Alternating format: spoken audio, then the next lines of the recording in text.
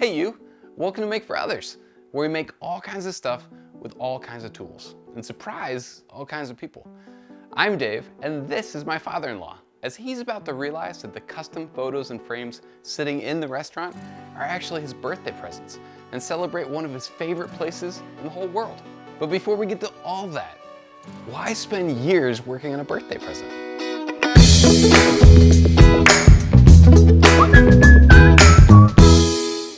So let's talk about my father-in-law. His name is Barry, but I've been calling him 81 since my wife and I got married. Why 81? Because it was his jersey number in college. If you've seen previous episodes, then you may have noticed this photo in the background of 81, my father and grandfather. We'll eventually talk about Dad and Grandpa in later episodes, but the main point is these three men have spent a lot of time over the years building into me and making me a better person. All of them have shown me the value and joy of what a life serving others can look like. With 81 specifically, it looks like serving in the Air Force, coaching so many different sports throughout the years, and decades of public service in local government and on boards of businesses and organizations. In all those things, he is respected and loved by so many people.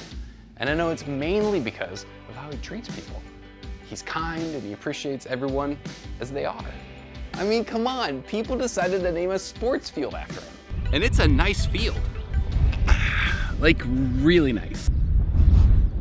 Even smells good. So with my father-in-law's birthday coming up, I wanted to make him something he'd really enjoy. Now every summer we get to go with him and my mother-in-law to northern Michigan for a few weeks of vacation. It's an amazing place. It's relaxing, the water is comfortable, the people are nice, the food is good, and there's plenty of fun stuff to do together.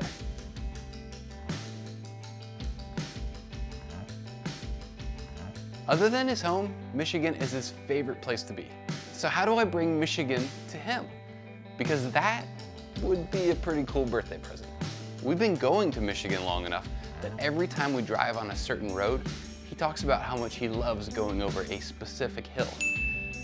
You can see hints of the town we're headed to, Lake Leelanau to the left, Lake Michigan in the distance, and the sky just has a habit of looking amazing.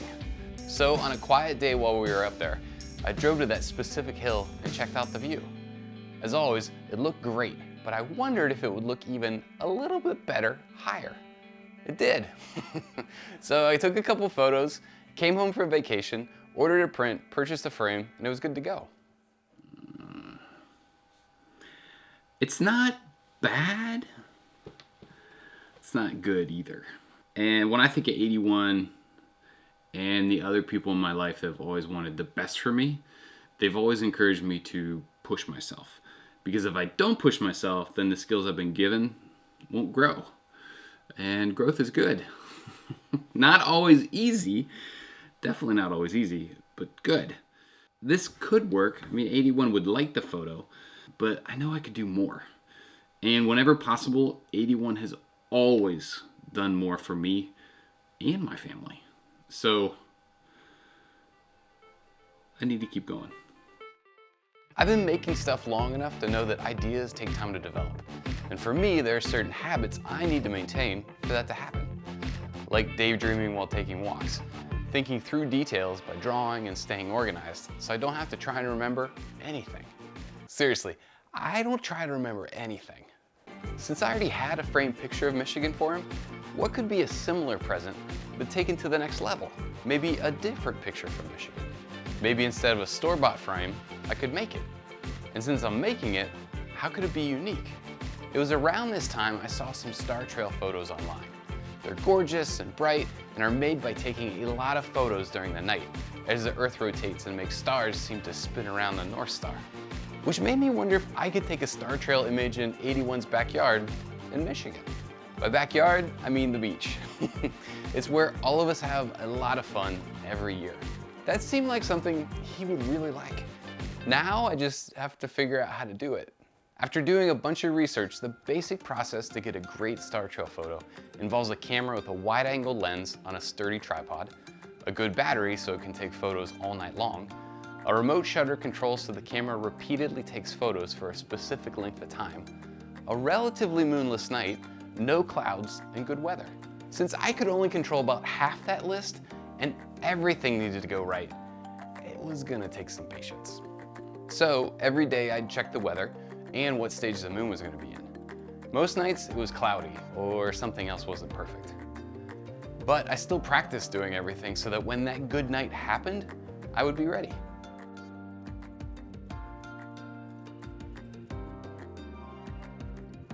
At the end of vacation, none of the attempts looked all that great. Some nights it looked like the sun was trying to get in the picture. Other nights clouds would get in the way. And since I was new to this, I didn't know how to stop the lens from fogging up as the temperature changed through the night. Things just never lined up. On the way home, I was frustrated because I wanted to give this to him for his birthday. But then, like every other time I've been frustrated with a project that wasn't going the way I wanted, I remembered the bumps along the way have always made projects better than I originally thought they would be. So I waited and tried to get better prepared for the following summer. And that's when I started seeing star trail photos that were even cooler. They were done in a way that showed the uniqueness of each star. Different colors because of their different temperatures, different sizes due to their distance from Earth. Everything about them was better, and the process to make them required more time and skill. A different, more intentional amount of effort and care. And that's when I realized going to the extra effort to make a star trail photo that captured the uniqueness of each star as it traveled through the night is exactly what 81 has always done with other people. 81 doesn't have a one-size-fits-all approach to the way he is with people.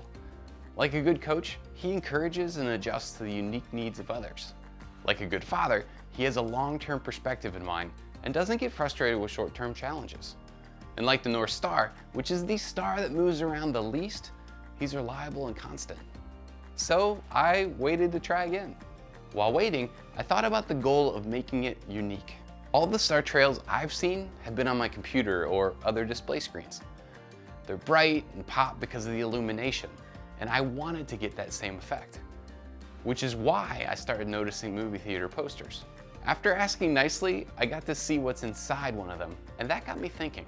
We'll get back to that thought, but in the meantime, summer had come again. With some adjustments to camera settings, a bigger battery, hand warmers wrapped around the lens to stop condensation, and more moonless nights with clear weather, I got some really good results.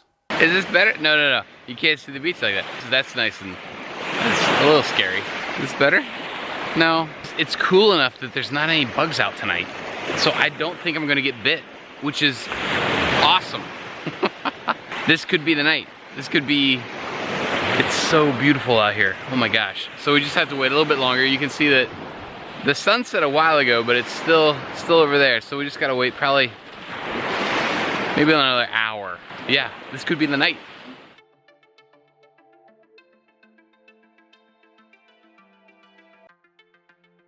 From here, I could have put all the photos together and made it look decent, but my friend Scott is a professional digital artist and makes stuff look really good every day. So I asked for his help. He brought out the color and uniqueness of each star far better than I ever could. He also made the landscape photo look awesome, because that's what Scott does, make stuff look awesome. The images then got taken to Aaron at Harlan Graphics. They're the ones that helped me make the 90 square foot sign of my friend Jason that got put on his roof. What we're working on today with Dave is a little backprint acrylic project that are going to fit into a bespoke light box, custom light box that he's made. To do that, we're going to throw a sheet of material up on the bed of the printer, which has sort of a reverse air hockey table thing going on. Air holes allow air to suck the material down, keep it very, very flat. So we have it in perfect registration for this large gantry to then print to the material. We're going to print a layer of color, which is the art, then we're going to print a layer of white. And what you end up with is sort of a diffused image that, when backlit, kind of projects an image and looks pretty natural. After we've printed the panels, we're going to take it over to the laser cutter, laser cut it, and to shape so that they fit in the light boxes. We're really always happy, pleased to work with Dave on projects. That's about it. I hope you enjoy. Are you saying those things because you're on camera right now? Nah, yeah. I'm under pressure, man. The picture frames were built using different techniques, with both being cordless so 81 could put them anywhere he wanted. Links in the description to videos where I go into the details of building each frame. Now, everything was ready, which is great because 81's birthday was that weekend. The one thing 81 wanted for his birthday was dinner with his family at a really nice restaurant. So we booked a private room at Boca, which is ridiculously nice. They're known for really good food and amazing customer service. So when I asked if I could check out the room early, they said yes. And when I asked if I could put the presents in ahead of time so they looked like they were part of the restaurant, they said yes and asked how they could help.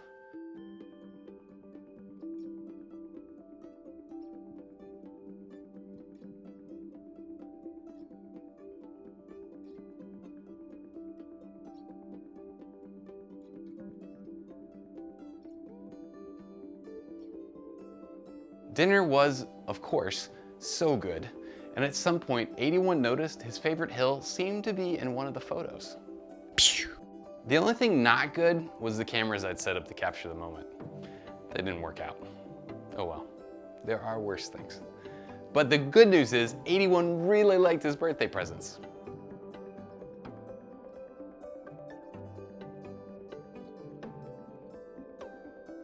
This project was a lot of fun. And since it involved many quiet nights on a beach, it gave me plenty of time to think about how individual moments add up. It's relatively easy to spend a night taking a bunch of photos. And at the end of it all, you have an image that represents your efforts.